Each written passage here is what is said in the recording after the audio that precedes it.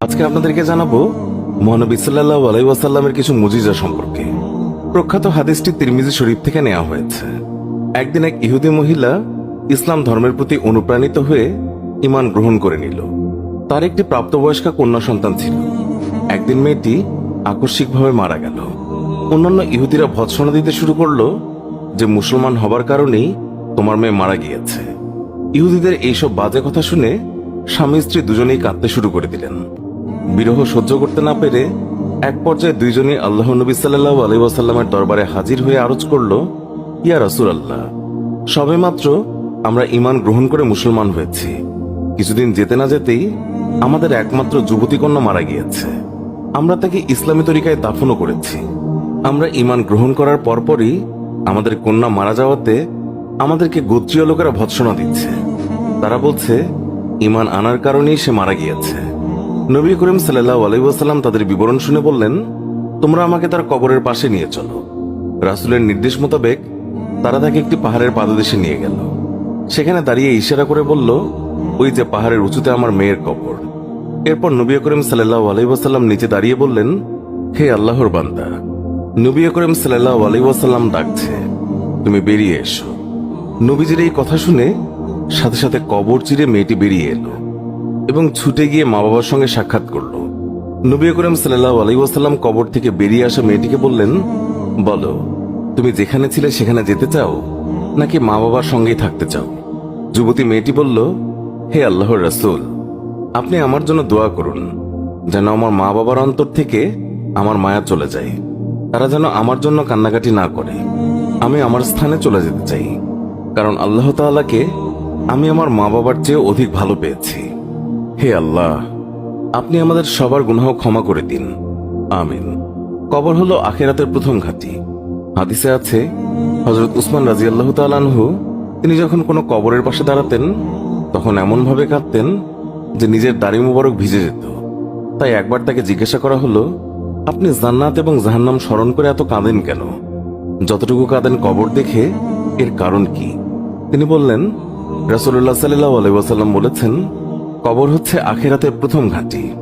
এখানে যদি কেউ রক্ষা পেয়ে যায় তাহলে পরবর্তী সব ঘাঁটি তার জন্য সহজ হয়ে যাবে, আর এখানে যদি কেউ রক্ষা না পায় তাহলে পরবর্তী সব ঘাঁটি তার জন্য খুব কঠিন হবে। তিনি আরো বললেন, রাসূলুল্লাহ সাল্লাল্লাহু আলাইহি ওয়াসাল্লাম বলেছেন, মেরাজের রজনীতে আমি যত ভয়াবহ দৃশ্য দেখেছি তার মধ্যে কবরের আযাবই হচ্ছে সবচেয়ে ভয়াবহ। তিরমিজি, হাদিস নাম্বার 2308। কবরের আযাব সম্পর্কে অসংখ্য অগণিত আয়াত এবং হাদিস রয়েছে যা থেকে স্পষ্ট বোঝা যায় কবরের আযাব সত্য। এতে কোনো সন্দেহ নেই। কবরের আযাবের কিছু নিদর্শন মাঝে মধ্যে আল্লাহ পাক দুনিয়াবাসীকে দেখান, যার দ্বারা মানুষের আল্লাহ তাআলার উপর ইয়াকিন এবং বিশ্বাস বেড়ে যায়। যেমন শাইখুল হাদিস আল্লামা জাকারিয়া রাহমাতুল্লাহ আলাইহি ফাজায়েলে আলম কিতাবে একটি ঘটনা উল্লেখ করেছেন, যে এক ব্যক্তি তার এক আত্মীয়কে কবর দিতে যেয়ে টাকার থলে কবরে ভুলে ফেলে আসে। তারপর মনে পড়লে গোপনে কবর খুঁড়ে টাকার থলে আনতে গেল। গিয়ে দেখে কবরের মধ্যে দাও দাও করে আগুন জ্বলছে। এই আগুনই হলো কবরের আযাব।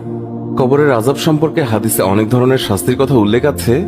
যেমন হাদিসে আছে, কবর হয়তোবা জান্নাতের বাগান সমূহের মধ্যে হতে একটি উল্লেখযোগ্য বাগান, অথবা জান্নাতের গর্ত সমূহের মধ্যে হতে একটি গর্ত।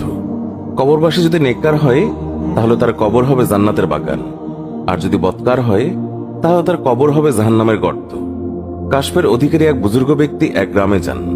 তাকে দেখে সেখানকার লোক বলল, হযরত, এখানে এমন একটি কলসি আছে, কোনো সময় তার পানি ঠান্ডা হয় না, সব সময় গরম থাকে।